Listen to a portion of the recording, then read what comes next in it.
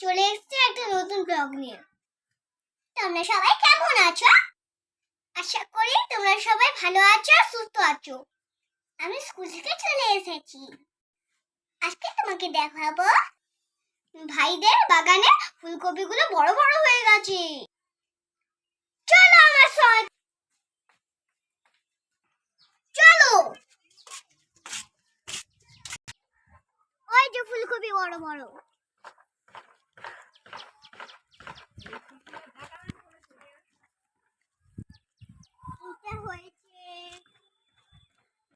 এই দেখো বড় বড় হয়ে গেছে।